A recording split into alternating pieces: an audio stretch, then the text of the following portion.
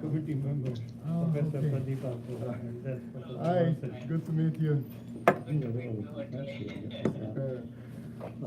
How is weather there? Not very different from, I guess, leadership. Okay, you don't have snow. Yeah, we had snow last night. Okay. Okay. How's there? There was no snow today. There was a couple days back, so still lingering around. But I think there'll be some on Thursday. Really? Well, it's going to be very cold, under zero. I mean, in Celsius, I don't know. Yes, and next time we should get you here for a talk or something. Yeah. Yes, awesome, thank you. Okay.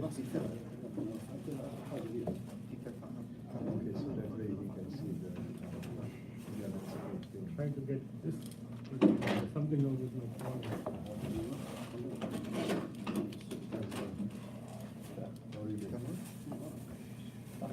Wait for a break. Yes, yes, we need it. Try not to come tomorrow, now that since I have to. So could you please click something while I'm presenting? Okay, It's thank going you. to be long. Don't make it too long. Just 1 hour, but so since they are hot, Sure, I'm good with it. Yeah, well, maybe later. okay. But if anybody else would like to, go ahead.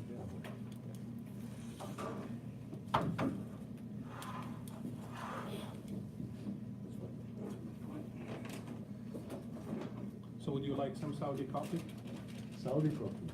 Okay. Is it really? That will be fine. Is it like something like Turkish coffee or is it? To me, it's better. It's better. Of course. Of course.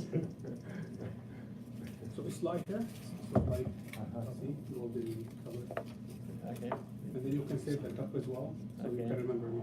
Thank you. Oh, but it's, is it already mixed with milk or? No, we don't add milk. That's an icon. You can, Take the cup. yes, sure, Like, absolutely. what do you, I mean, it doesn't look like coffee. So I mean, this it looks is like some milk added or. This is the Saudi coffee. Oh, okay. What is it added? So coffee beans that are special, green usually, and we add some different like spices. Oh, I We see. do cardamom, ginger, Okay. cloves, I whatever you see, like. I see. The coffee is not roasted. It's dry, it's not. Oh, it's not roasted. Oh, okay. It's hot. Oh, that's the Oh, way it's I not like roasted yet. It's not dark roast if you want. Oh, nice, thank you.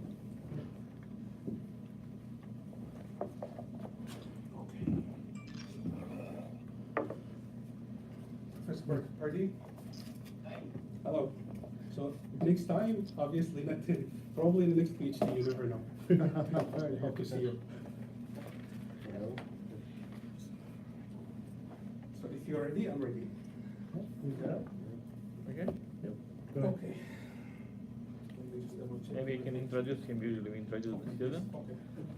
So, thank you everybody for coming. I'm Vivek Singh. It's my honor to work with GHASSAN Bati for the last few years. He's been working on this topic of phoneotypic modeling of human behaviors and propensities. He'll be defending his work. We have our committee members here, Professor Geis, Professor Marcic, and Professor Atre from SUNY, the English study. So, amazing. Okay, thank you so much. So let me just probably turn off one of the slides.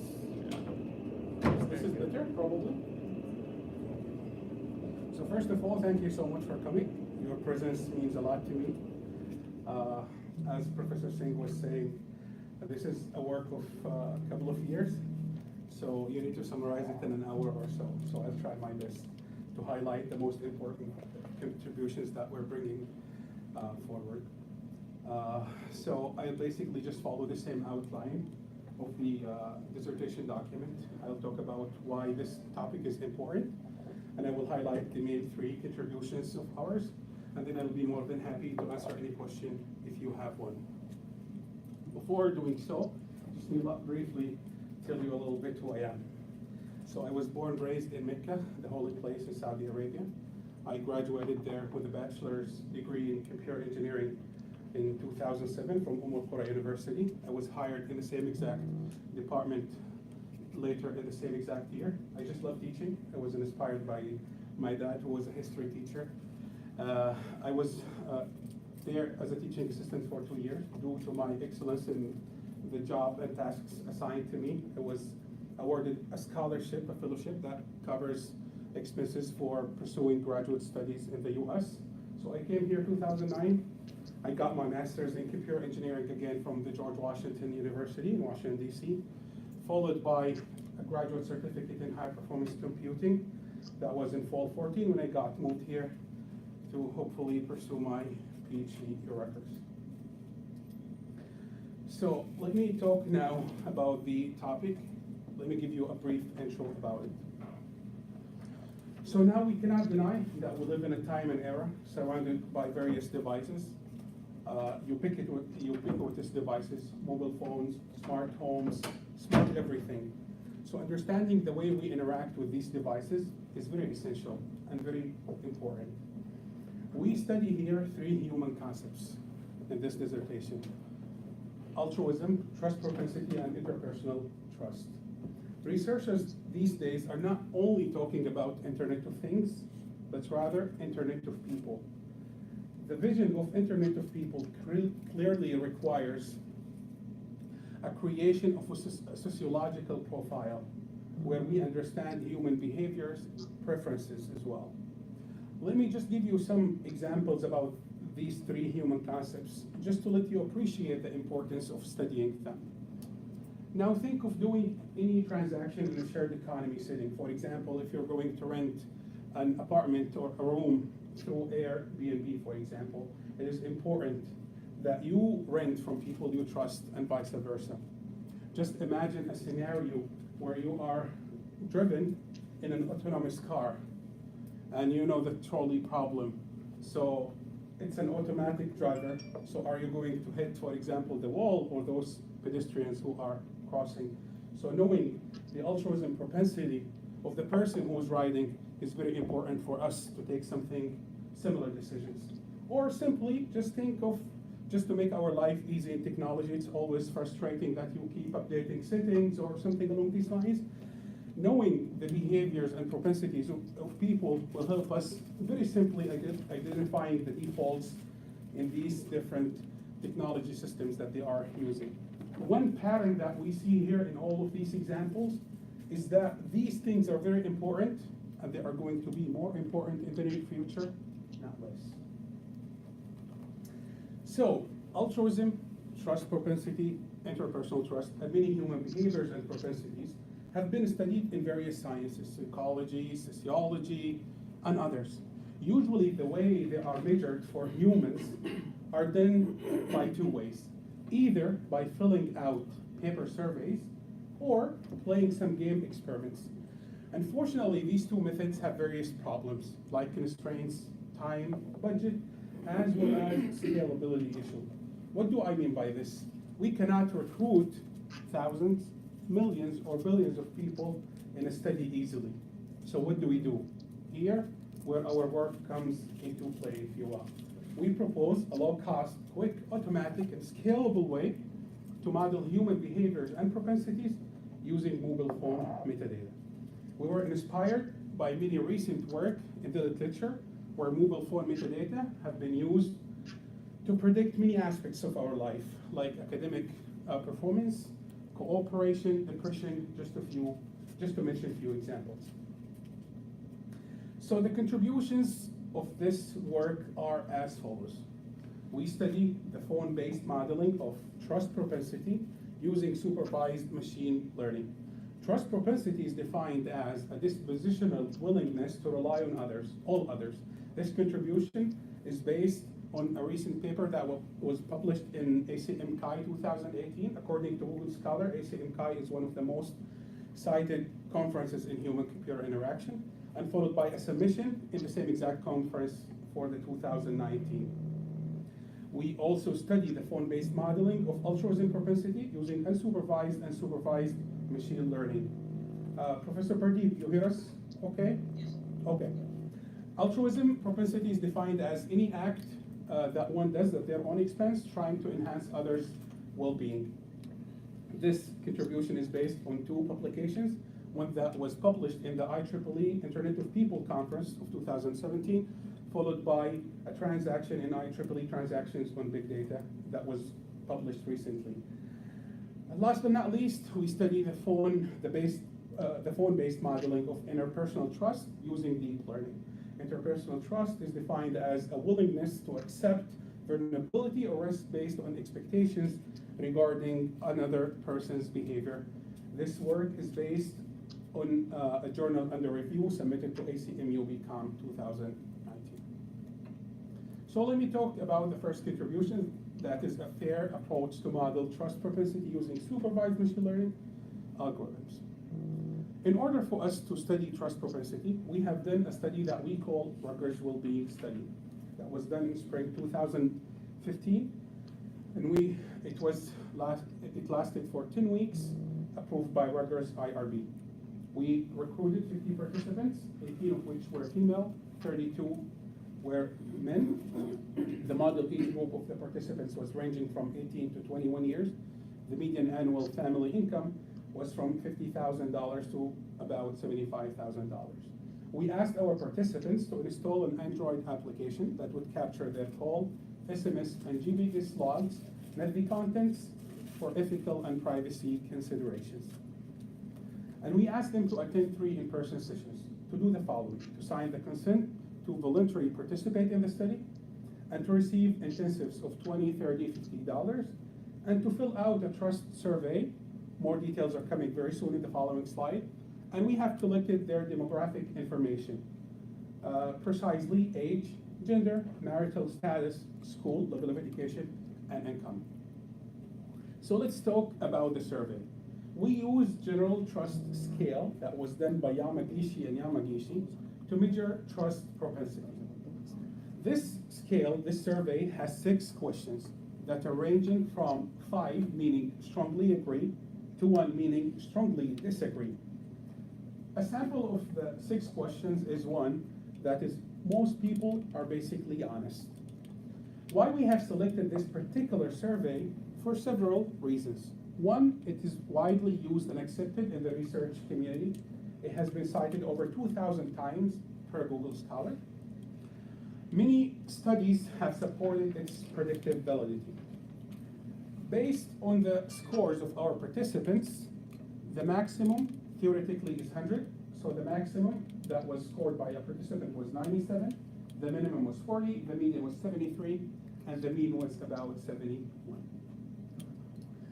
Now, can we create some mobile phone data features that will help us predict trust propensity using these logs that we have collected from the Android application? Before I talk about this, since you have seen the title Phoneotypic, so let me please my wife now because she's a biologist. And in biology, they always talk about phenotype, which is basically stands for the observable physical properties of an organism, which includes the organism's appearance, development, and behavior. Now, Professor Singh, in one of his recent papers, he came up with this term, phoneotype, which basically stands for a composite or a combination of an individual's traits as observable via a mobile phone. Let me elaborate here. If I say, for example, to you, a demographic feature, what comes to your mind? Something like age, gender, race, etc. I hope throughout this presentation, whenever you hear this term, phoneotype, what comes to your mind is something related to phone use that will help us understand human behaviors and propensities. Something like how many calls I have made, received, SMS messages I made, received, locations I have visited, etc. So how do we generate these mobile phone features? We have done a literature review of studies using mobile phone metadata to predict personality traits conceptually and empirically. I can't go over the whole entire list of all features that we have done, but just let me give you an example to show you the essence of creating some. Social capital, for example, describes the ability of individuals or groups to access resources embedded in their social network. Usually, social capital comes in two variants, bonding and bridging. Bonding stands for relations with friends and family, referring to the strong ties one have. And bridging stands for the relations with friends of friends, meaning the weak ties. Some researchers have suggested that social capital is connected with trust propensity. This is conceptually. Empirically, recently in our lab, some researchers in the lab, they have shown that social capital is connected with phone use. So what do we do in this work? We basically link weak and strong ties to bridging and bonding social capital, trying to predict, model, and infer trust propensity. To make this long story short, we want to make sure that we capture 3 types of use patterns of our 50 participants. The first pattern is the social behavior. Here we are trying an example of the features that we have created under this category. Is just to count the total number of calls they have made, received, SMS messages, and GPS locations. We want to capture their spatial trajectory. Example of these features here, geo radius, and the third place. And last but not least, we want to get an idea about their temporal rhythm, the ratio of the calls, SMS messages they made, say for example, in the weekends to the weekdays. So now, the question I would love to answer here in the first contribution, do these phone features that we have created from the phone logs, are they able to predict one's trust propensity? In order for us to answer this question, we have done 2 types of analyses. One that is regression analysis, which basically estimates an exact numeric trust score. This is very helpful, for example, when you study trust in social science studies.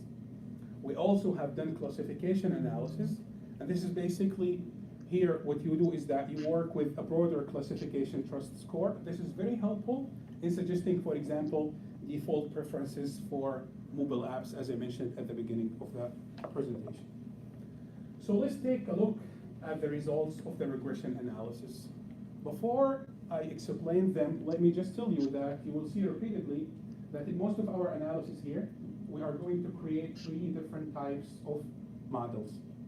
The first one is the demography model, where we use only the demographic features to predict trust propensity.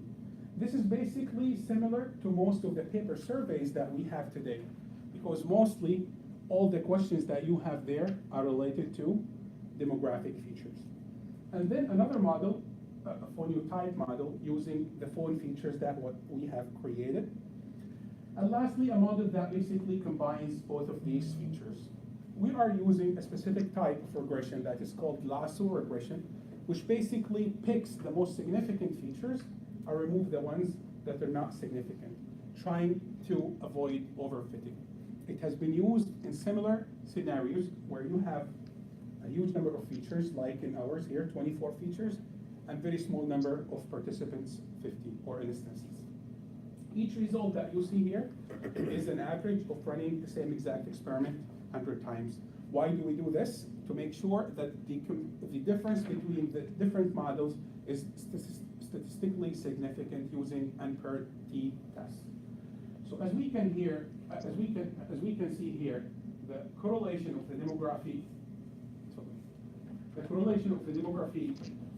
model is 27%. This number increases dramatically to be 53 using the phoneotype model.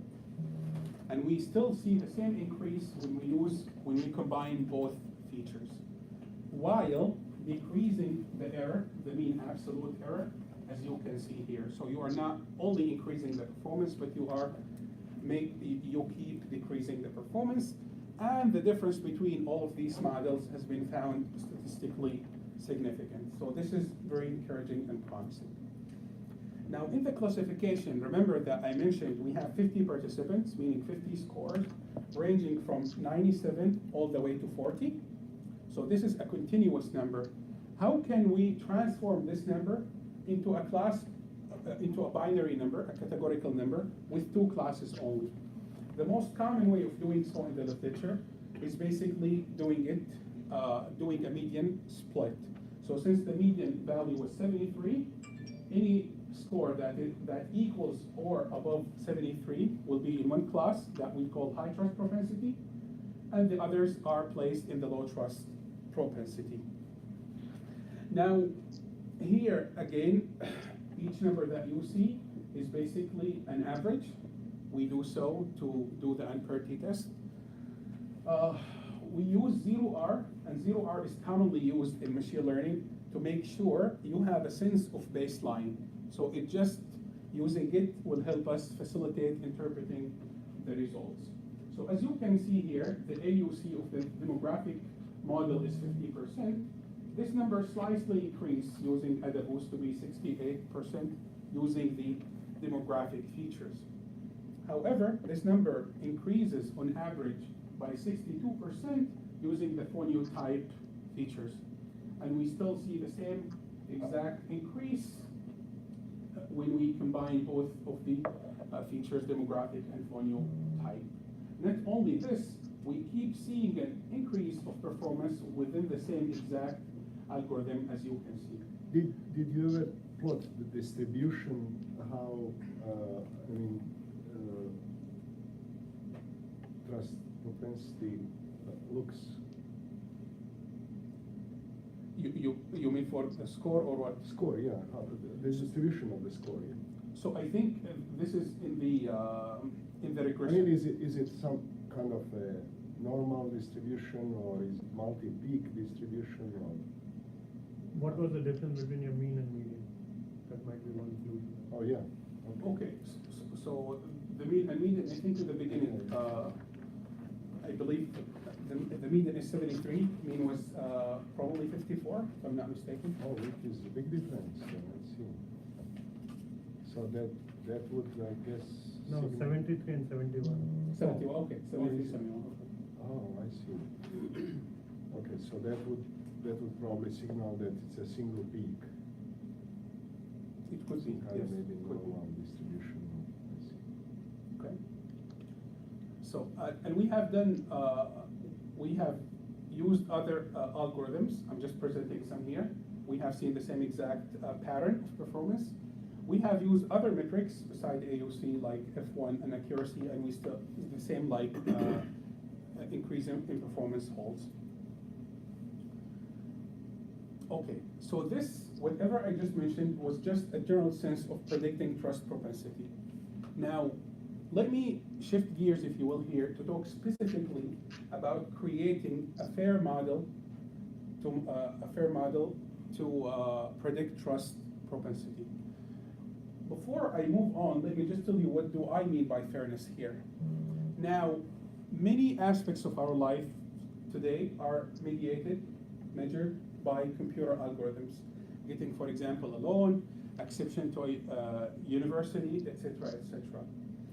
So algorithms should perform equally well for people, regardless of their, for example, gender, race, etc. So in order for us to predict trust propensity in a fair manner or approach, we have created a model that we call FAIR START. Stands for Fairness Aware Stratified Random Forest Approach, which stands basically in two well understood concepts. The first one, we use stratified sampling to make sure that we get a random but equal number of instances of each considered demographic. Say, for example, men, women, black, white, something along these lines. I'm not sure how do you ensure that, because when you showed your participants, there was much more, almost double number of men than women. Exactly. And race, you didn't show the race. Yes. So here, I'm just here talking about the general idea of fairness. Oh, okay, But in our data set, we just target men and women here. But we will show you how, despite that we have a huge difference between the two groups, if you will, we can still achieve fairness. Okay? I'm just going to mention it soon. So you are extrapolating based on the results for men and women that would the same So the point- methodology work for race? The point, Professor, is you want to make sure that your model is not lenient toward one class to the others. Whether you, say for example, like in this case, since we have more data for men, the model should be fair, treating both of them. And this is what I will explain very soon in the coming slides. Okay? So we also use multiple decision trees that will form a random forest. And random forests are very popular in reducing variance in results. Now, how can we measure fairness in our models? Researchers have proposed many metrics. We only use two here that are commonly used. The first one is demographic parity, which basically requires that a binary decision, say for example, trust propensity class, I think your phone, is it for you or? Hello, Pradeep, you're with us, right? Yes. Okay, thanks. Okay, so you want to make sure that, for example, here, we have two classes, high trust propensity, low trust propensity. So within this class, the demographic parity concepts always require that you have an equal number, 50-50 of men and women, regardless whether or not they deserve to be in this class or not. Think of it, for example, like getting a loan. I'm not sure what you mean 50-50 of the class or 50-50 of the total. Let's say you had, I don't know, 20 women and 30 men, then in this class, should it be 10 women and 12 or 13? I see. So the idea, you want to make sure equal number of both, for example, here, since it's gender, they appear in the result, whether or not they deserve getting, for example, a loan or But you college are not admission. assuming anything about their social circle, like that they should have connection with other No. So, demographic. yeah, so this is one, Only their own. I'm very happy you bring this up, because this is one of the criticism this definition of fairness receives. That you may end up having people who are not deserving, just to make sure that you have 50-50 from both, for example, here in this case, men and women. The other one is equal opportunity, which here, this is actually is better, because you have to make sure that you have equal number of both gender, but from the people who deserve to be there. So for example, let's say if it is college admission, so you have to make sure that you have 50-50 of both of these, but from the people who deserve to be accepted. So let me now summarize the overall approach of Fair Start. Let's imagine that we have a data set that we call A, whose rows are n, rows or instances. We have two classes, M that stands for men, the majority class, and W for women, the minority class. What we do is we split this data set into two subsets, a training set that has n-1 instances, and another test set that has the remaining instances. And then we undersample the training set randomly, making sure that we have equal number of men and women. And then we test on X star decision trees, and star stands for any odd number that is greater than 4, so it could be 5, 7, 9, etc. Why we do so? Because the classification is based on majority voting. And then we keep repeating this process n times, so we can use all instances in the original data set as test sets. This is sometimes called leave one out cross validation. So let's take a look at the results of Fair Start. So we have two models, a baseline model and a Fair Start model. So I just explained Fair Start. What is the baseline model? The baseline model, basically, we just use all the phoneotypic features, if you recall 24, and we use 11 decision trees that will form a random forest, and then we do leave one out cross validation.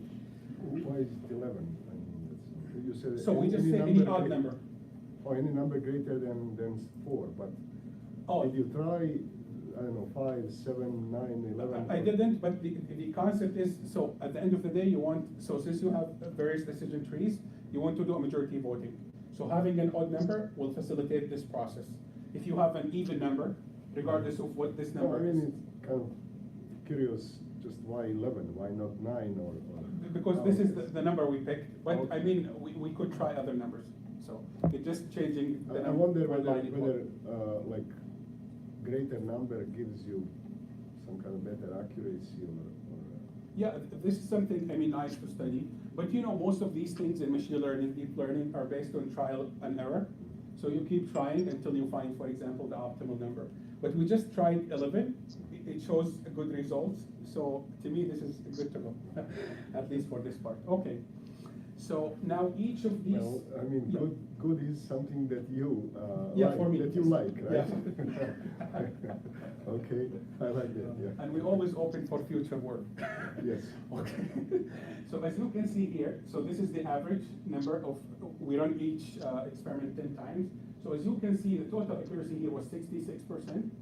This increases to be 75% on average. This is a 13% roughly increase in accuracy. Not only this, we are increasing the accuracy using our model. We are making sure that we satisfy both of these fairness metrics. So here, lower is better, and you can see here easily that we have achieved higher accuracy while maintaining a fairer approach of modeling trust propensity. Finally, in first contribution, we have done a person's correlations to make sure that we get an idea about these phoneotypic features that we created and how related they are to trust propensity. So this analysis is basically a post hoc. It's not a prescriptive in its own right, just to get an idea. Just to summarize this whole entire table that you see, I can simply say that people with high trust propensity tend to be more socially active, yet they tend to limit their social activities both spatially and temporally. So this concludes the first contribution. Let me move to the second contribution, that is modeling altruism propensity using supervised and unsupervised machine learning. So here we are using the same exact data set that is based on Rutgers well-being study. The only different things here, two things. Participants, since we are studying altruism, have filled out an altruism propensity scale survey, and the number of participants was 55 instead of 50. So let me talk about the altruism propensity descriptor or survey. We use the altruistic personality and the self-report altruism scale that is called SRA, done by Rushton and others, to measure altruism propensity of our participants. This survey has 20 questions that are scaled from 5, meaning very often, to 1, meaning never, in a 5 points scale. A sample question is something like, I have given money to a charity. Why we have selected this particular altruism propensity scale? Again, for several reasons. One, the nature of the questions is not restricted to any specific context. This will help us interpret the results in a wide variety of everyday applications. It's also widely used and accepted. It has been cited over 1,800 times per Google Scholar. In terms of the results of our participants, the maximum was found to be 95 out of 100, minimum was 31, median was 50, and the mean was 54.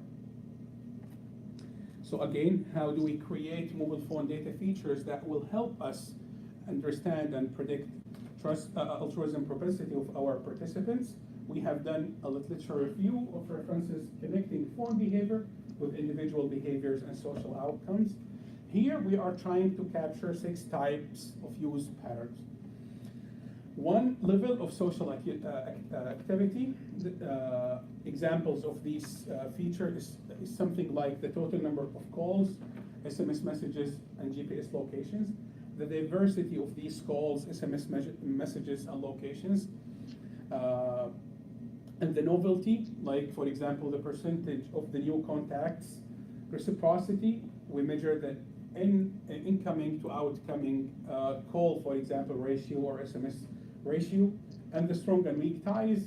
Last but not least, the temporal rhythms, like for example, the day to night ratio of calls, SMS, and GPS locations. That's it. So, what is different here and unique, unlike the first contribution, is the usage of unsupervised learning for identifying the clusters using k-means plus plus. Some researchers, they have suggested that median split has some limitations because it's unable to capture the underlying dynamics of the observed phenomena. Why? Because it is variable-oriented, not people-oriented. So our goal here, since we are not going to use median split like the first work, is to group the participants into naturally occurring clusters based on their altruism score. Why we use k-means plus plus? Because it's one of the most popular and supervised machine learning algorithms that cluster participants into groups based on their altruism scores. How does it work? Very simply, it starts by initializing the first center randomly, and then the following centers are selected from the remaining points based on the square distance from the closest center. One important thing that we should know and understand in the k-means is to find the optimal number of how many clusters you will end up clustering your participants into. So how can we find the optimal k? There are many algorithms that we can use to determine this k. One of them is silhouette scores. Using these algorithms, the best k was found to be 2. So we divided our participants into 2 classes, 2 groups. Using another algorithm that is Bayesian information criteria, the optimal k was found to be 3. So we consider both of these clustering. Now let's take a look at the classification results when we have only 2 clusters. Again, as we have seen in the first contribution, we have 3 different models: demographic one that is based on the demographic features, a phoneotype one that is based on the phone-based features, and last but not least, a model that combines both of these features. Again, we use 0R as a baseline to facilitate interpreting the results, and I'm just presenting naive Bayes, but in the document you have more algorithms that we have tested. So as we can see here, the AUC in 0R was 50%. This number increases 18% to be 59 in the demographic model. But this is a tremendous increase and way much better than the demographic model, 75%. And we get the best performing, if you will, algorithm when we combine both features, and we reach 79%. Now, let's take a look at the classification results when we have 3 clusters. Remember that the classification when you have 3 classes is a harder problem than when you have only 2 clusters. So as we can see here, the increase here is only 7%. Using the phoneotype features, we have a tremendous increase, 54%, and we get the best performing model when we combine both features, as you can see here. So lastly, in this contribution, we have done Pearson's correlations as, again, a post hoc analysis, which shows the following trend. People with altruism propensity tend to be more socially active, yet they have different usage patterns for different communication modalities. The observations corroborate previous studies, which suggest that altruism is a pro-social trait associated with higher social capital, including both its bridging and bonding their needs. Let me now talk about the final contribution, that is modeling interpersonal trust using deep learning. But when you showed this, Yes. I mean, I wonder whether you found that these people who show higher altruism, or whether they tend to socialize with the same level of altruism people, or they tend to socialize with people who are, doesn't matter, they are all over the spectrum. Okay, this is a very good question. So some of the features, Professor, when I was talking about the use pattern. So for example, you see, let me just go back to the results. So we can just talk about these, for example, here. So here, for example, the people So any person's correlation, obviously with a plus, means this is correlated. So for example, as you can see here, the thing that was affecting the people who are, for example, altruistic, is the number of calls they are making. So they make a lot of calls, unlike the people, if I could say, who has less altruism or selfish, if you will. They basically balance calling. Yeah, no, but when you said, I mean, they make a lot of calls, but how about those people who they call? Those also make a lot of calls to others? Yes. You see what I'm saying? Does that kind of transfer, is it a transitive relationship? So this is what we are going to see in the third contribution, because it's about relationship and interpersonal trust, and I believe I will Okay, so present you it will there show way much something later. next, I see, Yes. okay. Okay? Okay, so the third contribution, again, is modeling interpersonal trust using deep learning. So here, we use MIT Friends and Family dataset. That was a year-long study, longer than our study, that was for 10 weeks. Here, we have more participants, 130 participants living on campus, coming from 64 families. They have an installed Android application that captures call, SMS, and Bluetooth scans. Again, we are not talking here about content for ethical and privacy considerations. And as you can see, here they have Bluetooth scans, unlike our study where we have collected GPS locations. The participants here, they were asked 3 important scenarios that represents 3 different aspects of interpersonal trust in our daily lives. One about well-being, one about money, another one about kinship. First question was, would you ask person X for help in sickness? Second, would you ask person X for $100 loan? And last but not least, would you ask person X for babysitting? Unfortunately, the data set we had has only the answers for this question. We're trying to get the other answers. We couldn't, since it's not our data set. So as you can see, we have 3 different metadata types. The call logs basically represents the synchronous interaction between the participants. The SMS logs, they represent the asynchronous interaction. And lastly, the Bluetooth scans, which basically represents the spatial collocation, when the 2 participants are sharing the same space and time as well. So please take a look at this graph. This is a network representation of the data set based on the Bluetooth scans. So we have 130 nodes and over 2,000 edges. So again, how do we create mobile phone features from these metadata that we have, the call, SMS, and Bluetooth scans? Remember, the point here, we are trying to study an interpersonal relationship between 2 people. So I'm sorry, when you plot the previous diagram, Yes. do these positions or the points or distances, do they have any meaning? What are the? So it's just the what network. is this some kind of space, geometric space, or? No, this is just Professor, a network. Like, for example, when you take a look at your network with your friends on Facebook, for example, something along these lines. So it's just basically a network representation or a graph. Sometimes it depends on sciences.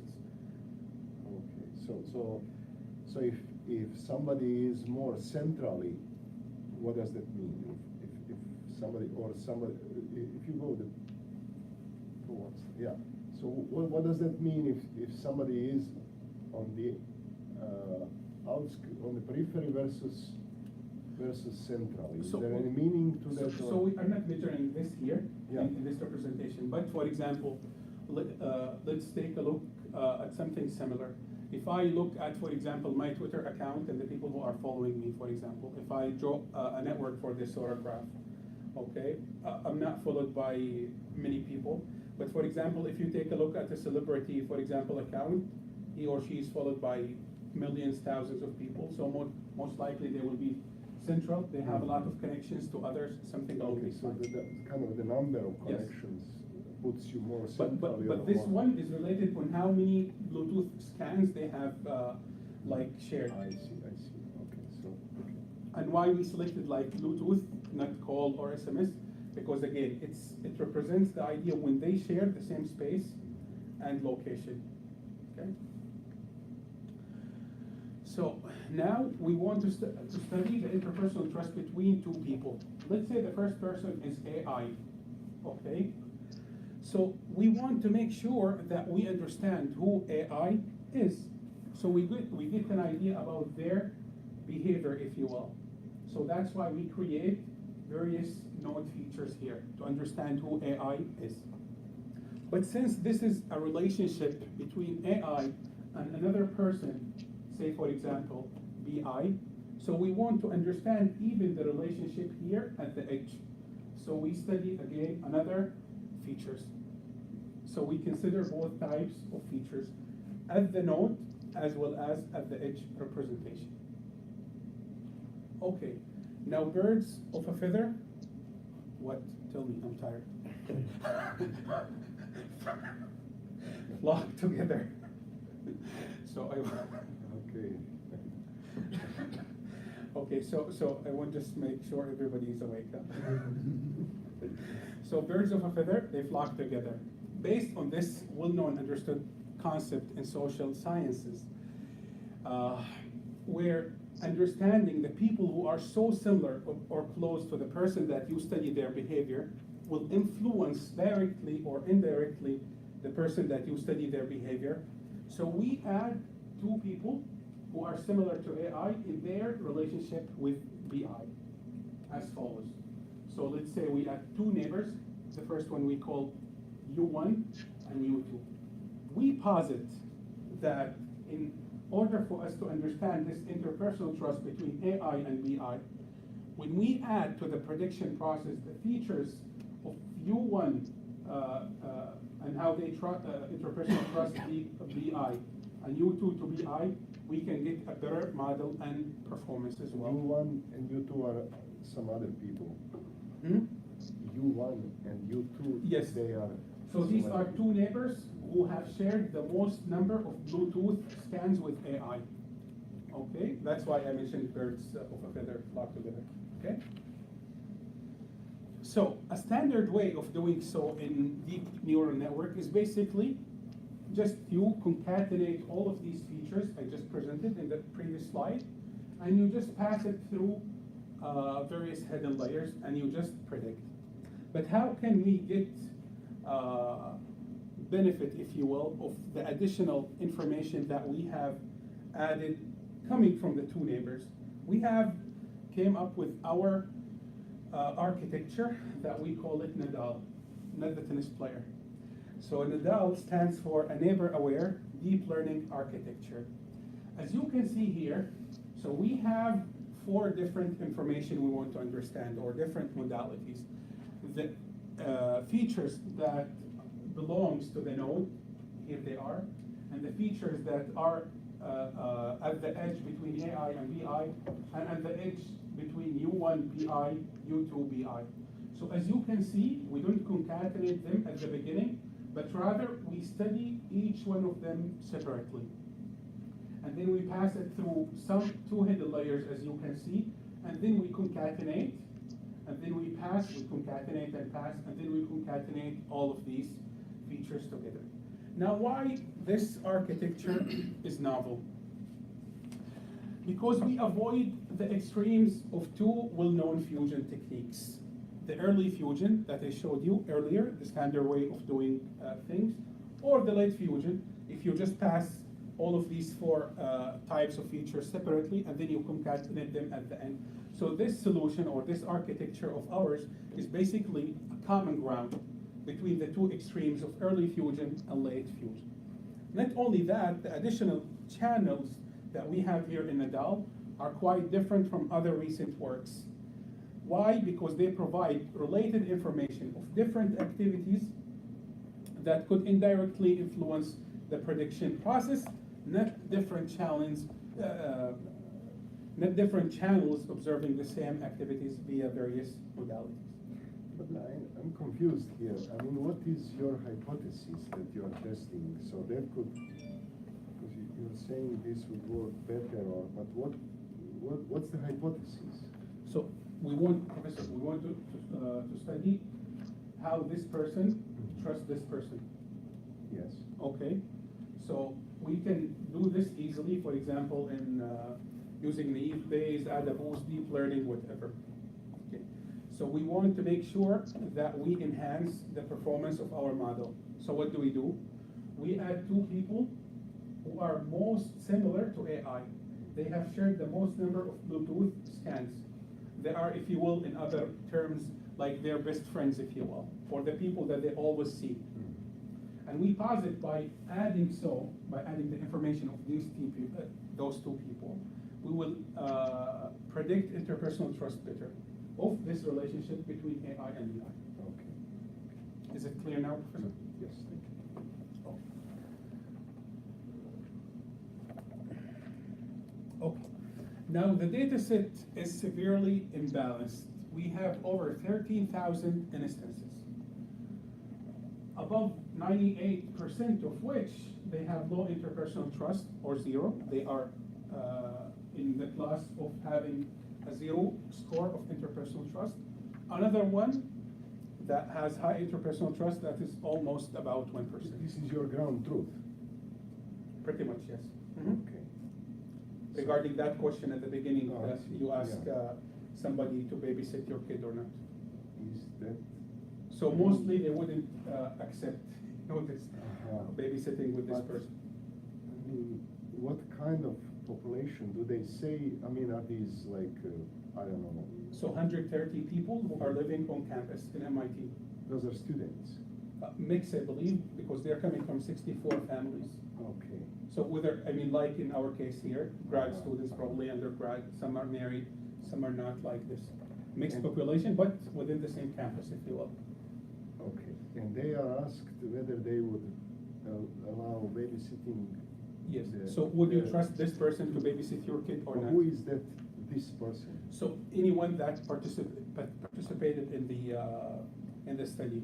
Oh, I see, not necessarily. So they maybe don't- people you know and people that you don't know. Okay, I see. Because I don't know, for example, I live up here on campus. Okay, this is most of the people I know. Okay, and so even including people that You they don't know. they know, I mean, they know And it's you don't. so. Exactly, kind of very severely low. imbalanced. Oh, I see. Because now, think of it, Professor, you have 130 participants. Now, how many people I would know on campus, Yeah, for yeah, example? okay, yeah, I see. Even if you know 5, for example, now you have another Yeah. problem, because would you trust them or not, this is another story. I got it, Okay? yeah. And obviously, the $100 loan is probably worse than the scenario of students. Okay, so it's severely imbalanced. So what can we do? How can we treat this? The most common way in treating similar severity in imbalanced data sets is basically sampling. So in order for us to do this sampling, we have split the main data set into two subsets: a training set that represents 70% of the data set, and a 30% for testing purposes. And we have done a small plus atomic links. This is basically an oversampling, undersampling technique. All it does at the end of the day, we want to make sure that this 70%, when we train our model, has equal number of instances. So when you do oversampling, undersampling, you will end up creating a lot of artificial instances that are similar to each of the classes. So at the end of the day, I make sure that 0, the number of instances in the 0 category equals the number of 1 in the category. But remember, this is only in the training. It's not in the test set. So we never touch this So there 30%. is some kind of random model to generate these, because you got only 1% or Yes. 1.5%. Mhm. So think of it, for example, if you have a distribution of many points. Say, for example, here you have the points of 0, here you have the points of 1. So you try to generate, for example, just to oversample this, for example, you will try to generate artificial instances that are close to this one and similar to them, as much as you could in this side, not in this side. Similar in what sense? Is there gender? Similar on the number, for example, of features. So in distance, if you will, distance-wise. So for example, if I'm generating at this side, they should be here, for example, in this area. not in Did this you area. apply in this case your fair, I mean, in sense like gender-based?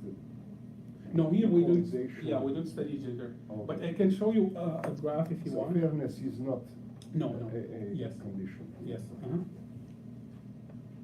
Probably a future work. Yeah, so here, let's take a look at the results. So as you can see, here we consider doing the results without any sampling, okay, the first three results. And here, considering the over-under sampling, small plus atomic. We used three different types of algorithmic approaches. One, that is logistic regression. This is basically representing shallow algorithms. And then a standard way of doing deep neural network, the feature concatenation. And last but not least, our architecture Nadal. So as you can see here, the results, we consider both of the features, both of the ideas. When we just consider, when we add the neighbors and when we don't add the neighbors. So as you can see here, most of the algorithms are not able to pretty much predict interpersonal trust well, and this is due to the severity of imbalance in the data set. The only architecture that was able to capture and predict interpersonal trust well is our architecture Nadal when we add the information of the two similar neighbors. Now when we move to the results of sampling, see here, logistic regression is doing okay, 80%. This number increases to be 81 with the additional information of the two similar neighbors. And unfortunately here, the feature concatenation deep neural network was not able to capture anything without the addition of the two similar neighbors. But with adding the two neighbors, it actually outperforms logistic regression. And we get the best performance when we use our architecture Nadal with the additional two neighbors. When you say 90, 89 versus 92, 76, is that statistically significant or? So this is on average 5 times, but so although this number of 5 times, we didn't do the t-test, but we can do it. Okay, so as I said, so the best achieved performance is using our architecture Nadal plus the additional information coming from the two similar neighbors. Now to conclude, throughout the studies that we have conducted, we have observed various privacy and ethical considerations. The research team, under any circumstance, had no access to private data, like for example, exact phone number or content of calls or SMS messages. Our applications, the Android one, requires lesser permissions than popular, similar, freely available applications in Google Play Store, like Instagram or WhatsApp.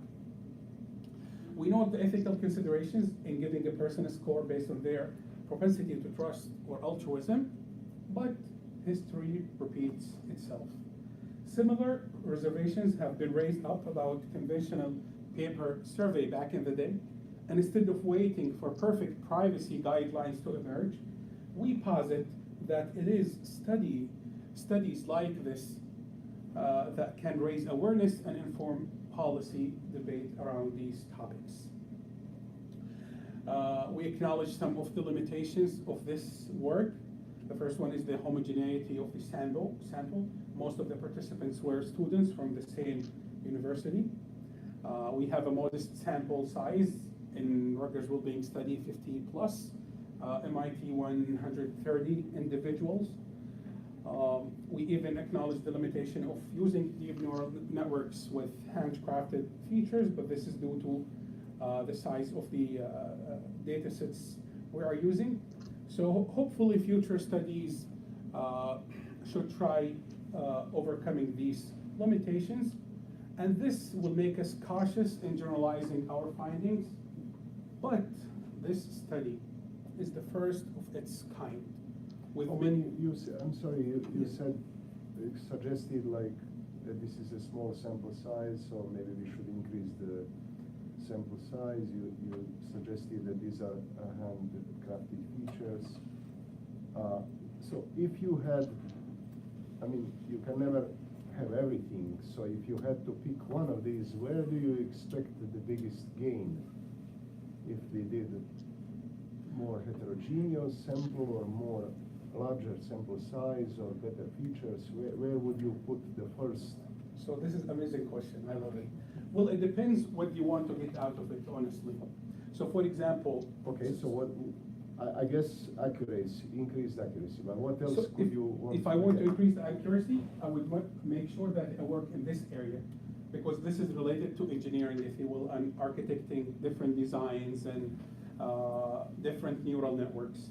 If I want something, since we have a sociologist in the back here, Dr. Hakim, if all I care about is something related to social sciences, so I would make sure that I increase the sample, sample size, because this will at least assure me that my findings may hold. To me, as an engineer, honestly, I believe this is easier to do, because this one, at least here, for example, you have to go through too many procedures like IRB that I mentioned, and you can't easily recruit people. I remember, let me give you an example. But I wonder, I mean, if these people that you recruit, aren't they kind of self-selected people who like to socialize, and those that you cannot reach? Do you understand what I'm saying? Like, Yes, yes. I mean, how do you ensure that you reach out to those who don't like to socialize? Good question. So that's why, Professor, we are trained, by the way, in how to do social science studies. I have no clue about these things before joining Professor Singh in his lab. I see. So you do have some way to control. Exactly. So IRB makes sure here at Rutgers. So basically, it's like an organization here that makes sure you have no problem in the study, no flaws, if you will. So let me give you an example. Now, when we were trying to do a similar study that was not successful, but it was part of this recruitment team. So I went with my wife to most of the campuses here. We have over 50 flyers. Even Dr. Hakim was helping us in Cook Douglas, whatever. And then I asked Christy and others to send an email to all ECE faculty. Probably you received one. And guess what? We just recruited 10 people. So, I mean, you try to make it as publicized as possible, but you never know. You try to go to and reach as many different places on campus, if you will, as you can. So what did you discover that works? Money or something So else? even this IRB, they have to say something about, say for example, if I say I have a study and I pay participants $1,000, so most likely you are influenced by the amount of money you're receiving, not you're willing to participate in a study, so they wouldn't accept actually such a study, most likely. That's why you have, sometimes actually incentives are free. So you never know you will get some people or not. Okay, I see. So, and guess what is even worse, Professor? No problem, now even I'm willing to pay $100. Okay, now it's a study like this for 10 weeks or a year. All of a sudden, if they come and tell you, okay, I'm not willing to continue, you can't say nothing to them. If they don't turn off their Android application, you're not capturing any data. Did you have many cases where people? Yes, so the initial number of Rutgers will-being study was 100. Oh, I see. And you can see in the altruism one, it went all the way to 55, in the trust 50. Some people, they wouldn't turn on the GPS feature in their phone, so you're not capturing any data. Some people, they don't, since we do everything here with privacy, so we don't know their name, nothing, so they have to put a 14-digit code of their phone. So if they don't put the same exact code in all surveys we give to them, you end up removing these. So it's a lot of work. That's why we propose this whole entire idea, trying to capture these social things or behaviors using mobile phone metadata. So if I have something valuable that will save the life of most of those social sciences, I think this is it. Okay? Shall I move? Yeah. Okay. So this study is the first of its kind. Let me just give you a summary of the contributions. This study, as far as I know, is the first to use phone-based features for automatically inferring individual altruism and trust propensities. This study is the first to use neighboring edge properties for inferring interpersonal trust, whether using shallow algorithms or deep learning algorithms. This study is the first to design a deep learning architecture, NADAL, that supports the use of neighboring edge properties to model interpersonal trust. And we have tested, validated, and refined some social science theories related to trust and altruism using personal big data frameworks. So, why this is great? Because it's my PhD. No, I'm just kidding. Because we're proposing a scalable methodology that will allow us to capture human behaviors and propensities of billions. Hopefully, this tool might be used one day to complement paper surveys and to allow us to avoid the constraints that we have with them caused by time, as I just explained. So why this work is great for researchers? We are proposing a tool that will allow researchers to answer questions about altruism, trust propensity at a scale that we cannot reach using the current tools like paper surveys. For us as people, we cannot deny we live in a time, as I mentioned at the beginning, surrounded by various ubiquitous devices, smartphones, smart homes, smart everything. So understanding the way we interact with these devices is very important. And hopefully this will allow us as users, as individuals, as societies, using our own data to enhance and impact our lives and well-being. Now, acknowledgement. Okay, I dedicate this whole entire work to the person who has spent over 9 years away from home with me, my wife. I'm very grateful to her. I cannot thank her enough. And this is hopefully the minute where I can thank her. And I really, from the deepest neural network in my heart, I thank Professor Singh, who really have inspired me as a person and as a professional researcher. And I thank the honored committee members, Professor Gaich, an amazing graduate director who has impacted most of the ECE students. Professor Marsik, the person I took the first class with since I came here to software engineering. And Professor Bati here over Skype, thank you so much. And I have to acknowledge my affiliation, Qura University, for providing this generous fellowship, plus the job as well. So by the time I graduate, I'll be going back to them working as an assistant professor. And my colleagues in the behavioral informatics lab, Professor Singh's lab, and to all of you for patiently listening. Thank you so much, and I'll be more than happy to answer any questions if you have one. I think you need to clap. Thank you so much. Questions? Yes, thank you, GHASSAN. Thank you so much. So we have opportunities for some open questions, and later we might have some closed questions by the committee. Everything is open, and after that, only the committee will stay. That will make the final decision. So, Okay. so anybody is welcome to ask questions. Is and it of course- free to ask? Actually, if you ask, I will give you intensive. Or incentives. Okay, may I ask a question? Yeah, absolutely.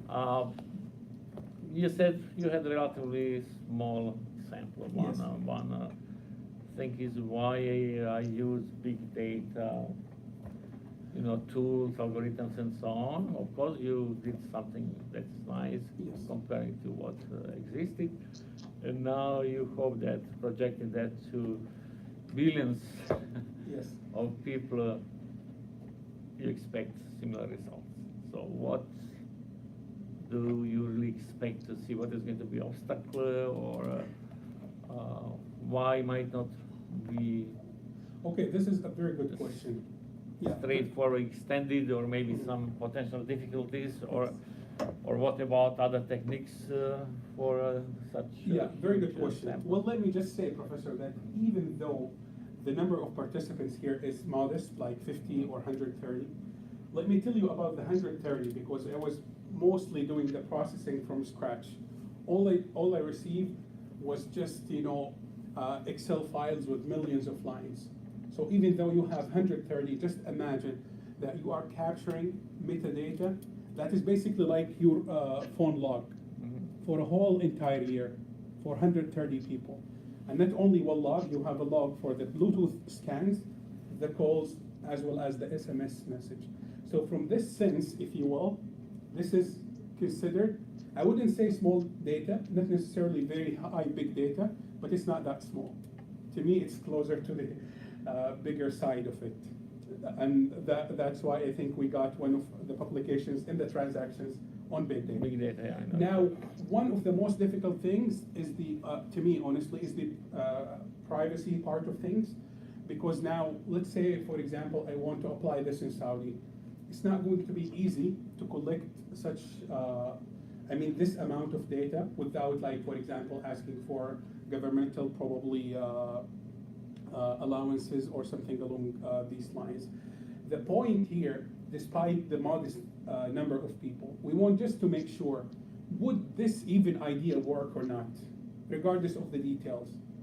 But I can say that based on what we have done, this idea is going to work. Now, the more of participants, the mirror, if you will, despite how would you be able to collect something like this.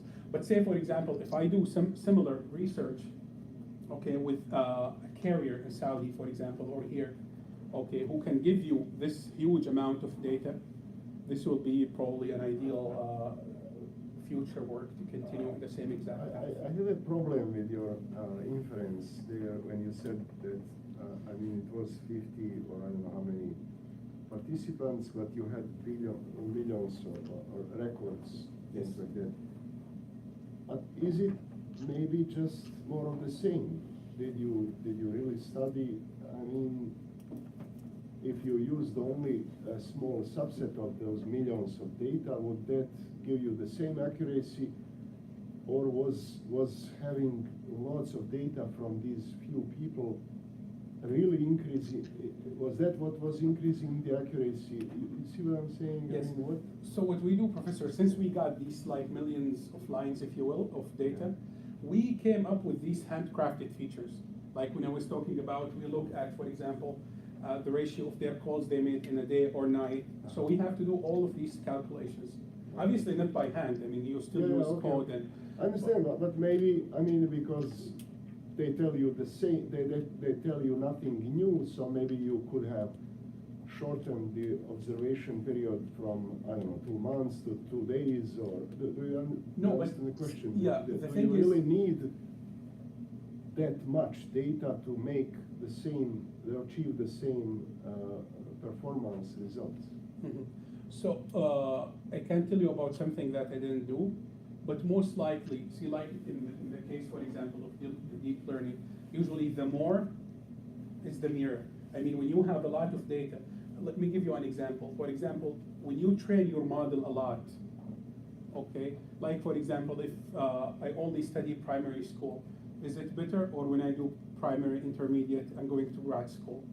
So I think in this sense, the more you train your models, the more accurate they tend to be. Like for example, now when you start using, say for example, YouTube, Netflix, at the beginning they can probably recommend what you really like. Is it working? There was, I don't know how applicable here it would be, but there are people who did visualizing these learned neural network connections to see where the network, what network actually focuses on, what kind of features it extracts. And I wonder, whether that can be applied here, because basically you don't have an image where you can see, certain object being focused on, but rather you have some kind of categorical data, and I don't know whether, but it could be useful to visualize those neuron fields, learned fields. What do they really learn? So I think it's similar to your recent work, Professor, in Trauma Center, whatever. So now, is it better for the deep learning model when you have very few instances, or when you have more patients coming? And so think of it in the same sense, if you will.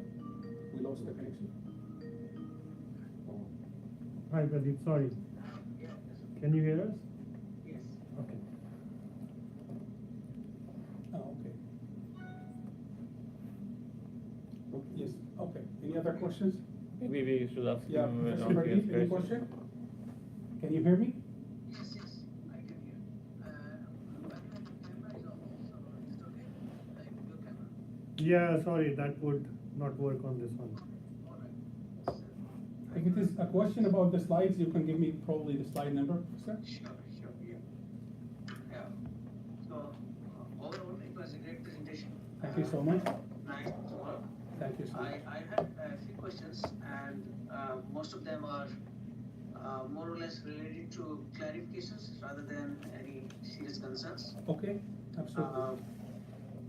So the first question is regarding the data set. Yes, You are using two data sets. Yes. One is Rutgers well-being data set, yes, and other is MIT data set. yes, So for the third study, you used MIT data set. yes. So was there a specific reason you could not use Rutgers data set for the third study or MIT data set for the first two studies? Okay, very good question. In the case of, for example, Rutgers well-being study, I'm not sure if we have studied interpersonal trust there. So I can't, so if you remember, we have asked our participants to fill out some surveys. So the one I have access to are altruism and trust. Okay, that's why we used it in the first contribution. Now the second one, we have only the information regarding the survey of interpersonal trust. So I don't have access in both datasets, if you will, to the same exact concepts that we're studying. That's why we are using two different datasets. But for example, like Nadal, we believe it's a novel architecture. So if you are aware of any dataset that we can test our architecture in, I'm really welcome to give it a try. Okay, makes sense. My second question is related to the first contribution, first two contributions. Yes, You are mostly comparing your results with with demographic features. yes. And so I'm curious to know that is there any other non-demographic features which have been used in the past by some researchers, like you are using phone data, but is there any other kind of data which have been used to study these two concepts? Okay, yeah, very good question. Let me just clarify this, Professor. So the demographic features are not collected by the phone, if you will. This is what they told us about themselves. So they were, if you remember when I was saying that they came up to us in 3 in-person sessions, so they were signing the consent, whatever. So they were providing some of their demographic information, age, gender, race, the one that you have seen. Now, the phone features are basically coming from the call logs, SMS logs, and GPS logs. If we are talking about the phone data in predicting trust propensity and in predicting altruism propensity, I'm not aware of any previous study that has used phone data to study these two concepts. But if you are talking, generally speaking, about phone metadata, just if it has been used to study any other similar, if you will, like aspects, yes, this is the slide I presented at the beginning when I was saying that some researchers, they have used them to get an idea about academic performance, GPA, cooperation, and similar other concepts.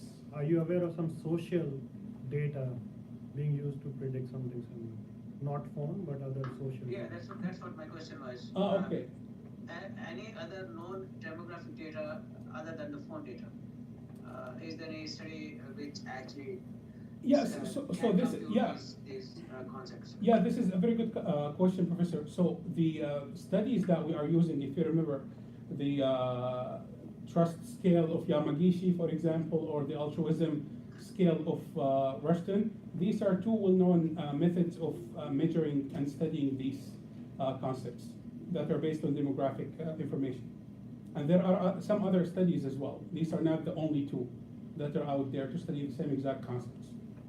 Right, so demographic features is the one thing, but is there any other non-demographic features other than the phone data, like maybe Facebook data or other social network data or tweets by which you can determine trust propensity Yes, and yes. altruism? Yeah, this is a very good question, and there is a huge section about this. Not huge, I mean a section about this in the dissertation. Yes, so for example, some researchers, they would look at like Adali and others, for example, in her work, to them, if you retweet a tweet of somebody, this means that you trust them.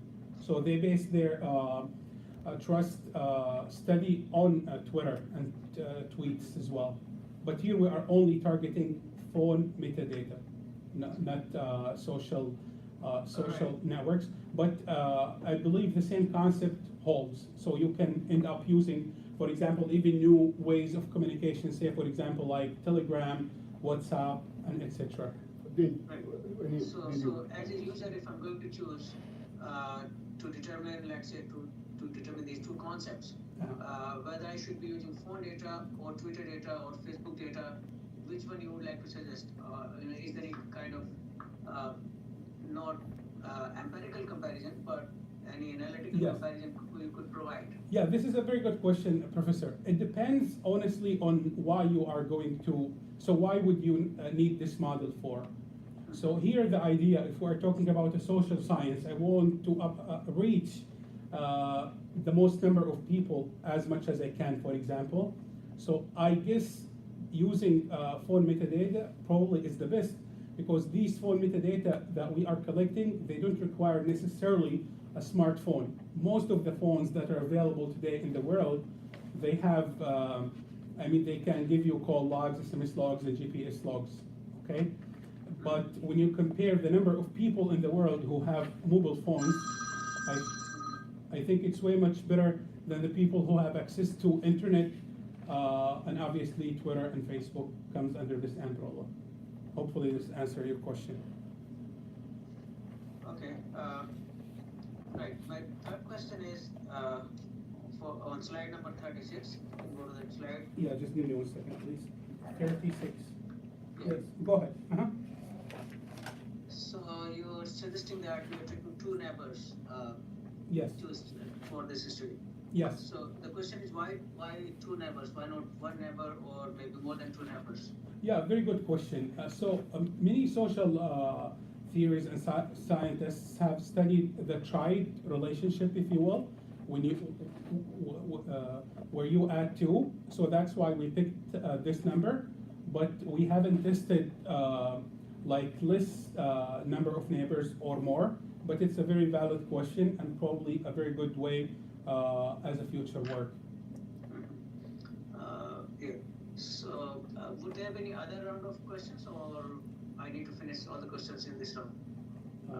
You can ask more questions. Yeah, go ahead. The more the merrier, like the datasets and sample size.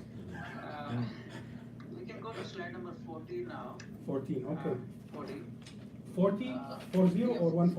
40. 40, okay. Right, so you're talking about that this data set is highly skewed. Yes, 1.25% to 98.75%. Yes. And the reason was that among 130 plus participants, not everybody would know everybody, right? Yes. So probably you're computing interpersonal trust based on some survey questions, and the questions was like you gave an example that would you like to babysit your child with whom, right? Yes. And you will then give one or two names, Yes. whom you know. Probably the better question could have been that whom would you choose to babysit your child among those who you know them. So that would probably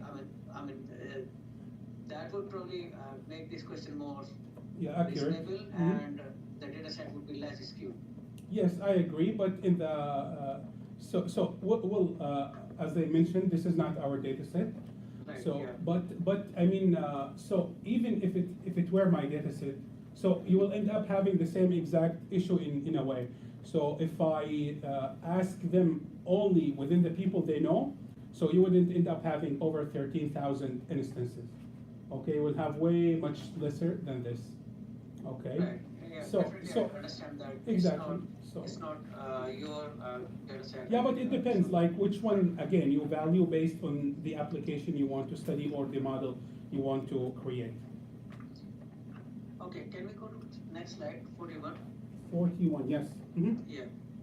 So here, you comparing widgets with individual path which is known, never aware, and never aware. Yes, So I'm guessing that never aware means that you're considering those two neighbors. yes, yes. And without never aware means you're not considering that. Yeah, so only So- the yeah, go ahead, I'm sorry. So I think there's a only minor improvement in accuracy with Nadal, 91% to 92.77%. Yes. So how do you justify basically the importance of selecting neighbors here? Well, at least we have seen some performance, but this means that you are decreasing the error as well. This is one thing I can say here. But I guess that's what I asked you also, like how do you know this is significant? Yeah, so we have to do a t-test, for example. Although these results are average of running the same thing 5 times, 10 times, so we can easily do, so since actually, let me say this, since this paper is still like under review, so I remember at least for Nadal, but this is not what is presented here, but for Nadal, I increased this number, so I ran every single experiment 10 times each, and for Nadal, the difference is statistically significant using NPER t-tests. But this is not what is presented. Okay, probably my last question is actually it's not question, maybe just probably a suggestion. Yes. On slide number 44, you were saying that handcrafted features Yes, is the limitation of this work. yes. In the deep learning scenario only. Oh, In the deep learning, yes. So- Yeah, I didn't put it in the slide, but I say it verbally. If I forgot, forgive me. Yeah, I was not sure why do we call this. No, only in the deep learning, because some, researchers, they debate this, whether you should use handcrafted features in deep learning, or you just pass the logs as they are, and the features are crafted in the hidden layers of the network by themselves. But due to the dataset not being that huge, this is what we have chosen. Okay, yeah, I think I'm done with my questions. Okay, thank you so much, Professor. If you have any question in the meanwhile, feel Sure. free to ask, please. Okay, thank you. Any question here? Do you have any question from the audience? It was a mouthful. Okay. And if not, then I will call for a closed session of the committee. Okay. So I So will I have ask to leave? the Kenneth, Okay, yeah, no and problem. the audience to leave. Okay. Don't take out the cookies. No. Do you have the If I Kinsey take them, form? you take my degree. No. Do you have the Kinsey form and? Yes, everything. Okay, and you can give to me? Yes, I have it, Professor. إن شاء الله استراحة قصيرة المداولة والمناقشة إن شاء الله ثم عودة إن شاء الله. السلام عليكم ورحمة الله وبركاته. Gusson, you'll pass this to Tom? Yes. I want just to turn off the cameras. Yeah. Okay.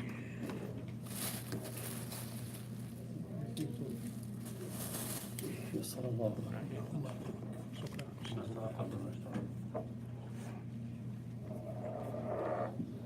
Dawood, just take please my iPad. Just take it with you. Yes. No. Yeah. That's why I'm telling him to take the. So I have it.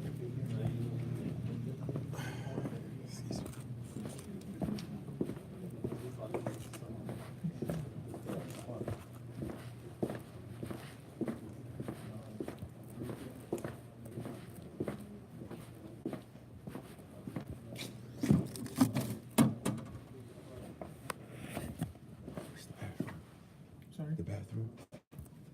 Okay, down the corridor, make a right, and then make another right.